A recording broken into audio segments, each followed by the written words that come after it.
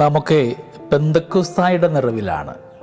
പരിശുദ്ധ കത്തോലിക്ക തിരുസഭ നമുക്ക് സമ്മാനിക്കുന്ന തിരുവചന ഭാഗം വിശുദ്ധ യോഹന്നാൻ്റെ സുവിശേഷം 16-ാം അധ്യായം 5 മുതൽ 15 വരെയുള്ള തിരുവചന ഭാഗങ്ങളാണ്. പരിശുദ്ധാത്മാവിലൂടെയുള്ള ഈശോയുടെ സാന്നിധ്യത്തെക്കുറിച്ചാണ് വചനം നമ്മളെ ഓർമ്മിപ്പിക്കുന്നത്.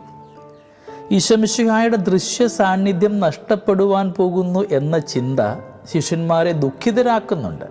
അവർക്ക് ഈ ലോകത്തിൽ പീഡനവും ഞെരുക്കവും അനുഭവപ്പെടുമെന്നുള്ള മുന്നറിയിപ്പ് അവരുടെ ദുഃഖം വർദ്ധിപ്പിച്ചു. അതുകൊണ്ട് ഈശോ അവരെ ആശ്വസിപ്പിക്കുകയാണ്.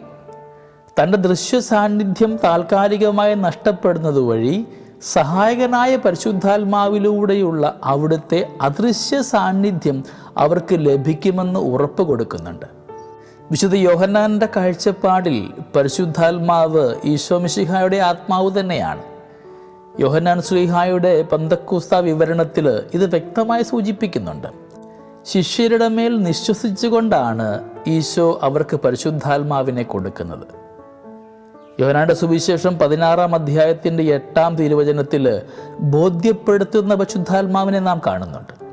ഇപ്രകാരം നാം വായിക്കുന്നു: അവൻ വന്ന് പാപത്തെക്കുറിച്ചും നീതിയെക്കുറിച്ചും ന്യായവിധിയെക്കുറിച്ചും ലോകത്തെ ബോധ്യപ്പെടുത്തും. 3 വിധത്തിലുള്ള ബോധ്യങ്ങളാണ് പരിശുദ്ധാത്മാവ് വിശ്വാസികൾ ഉളവാക്കുക. 1 പാപത്തെക്കുറിച്ച്, 2 നീതിയെക്കുറിച്ച്, 3 ന്യായവിധിയെക്കുറിച്ച്.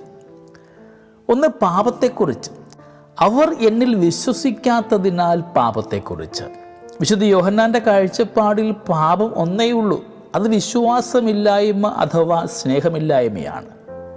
2 നീതിയെക്കുറിച്ച്, ഞാൻ പിതാവിൻ്റെ അടുക്കിലേക്ക് പോകുന്നത് കൊണ്ടും നിങ്ങൾ ഇനിമേൽ എന്നെ കാണുകയില്ലാത്തത് കൊണ്ടും നീതിയെക്കുറിച്ച്.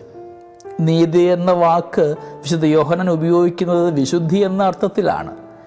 ഈശോയുടെ നീതി അവിടുത്തെ പാപമില്ലായ്മയാണ്, അവിടുത്തെ വിശുദ്ധിയാണ്. 3 ന്യായവിധിയെക്കുറിച്ച്, ഈ ലോകത്തിൻ്റെ അധികാരി വിധിക്കപ്പെട്ടിരിക്കുന്നതിനാൽ ന്യായവിധിയെക്കുറിച്ച്. വിശുദ്ധ യോഹന്നാന്റെ സുവിശേഷം 14-ാം അധ്യായത്തിൻ്റെ 30-ാം തിരുവചനം ഇപ്രകാരമാണ്: ഈ ലോകത്തിൻ്റെ അധികാരി വരുന്നു, എങ്കിലും അവന് എൻ്റെ മേൽ അധികാരമൊന്നുമില്ല. തൻ്റെ മരണത്തിലൂടെയും ഉത്ഥാനത്തിലൂടെയും ഈശോ പാപത്തെയും മരണത്തെയും പരാജയപ്പെടുത്തി. അങ്ങനെ ഈ ലോകത്തിൻ്റെ അധികാരിയായ പൈശാചിക ശക്തി ന്യായവിധി ചെയ്യപ്പെടുകയും പുറന്തള്ളപ്പെടുകയും ചെയ്തു. സ്നേഹമുള്ളവരെ, പരിശുദ്ധാത്മാവിൻ്റെ സഹായത്തോടെ ഈ ബോധ്യങ്ങളിൽ ഉറച്ചു നിൽക്കുവാനും തിന്മയുടെ ശക്തിയുടെ മേൽ വിജയം വരിക്കുവാനും വിശ്വാസികൾക്ക് കഴിയും. പരിശുദ്ധാത്മാവ് വരുമ്പോൾ ഈ പെന്തക്കോസ്ത അനുഭവം, ഈ പരിശുദ്ധാത്മാവിൻ്റെ ആവാസം നമ്മെ ഓരോരുത്തരെയും സത്യത്തിൻ്റെ പൂർണ്ണതയിലേക്ക് നയിക്കും. പരിശുദ്ധാത്മാവിൻ്റെ ദൗത്യവും അതുതന്നെയാണ്. ഈശോ മിശിഹായിലൂടെ നടന്ന ദൈവിക വെളിപാടാണ് ഈ സത്യം.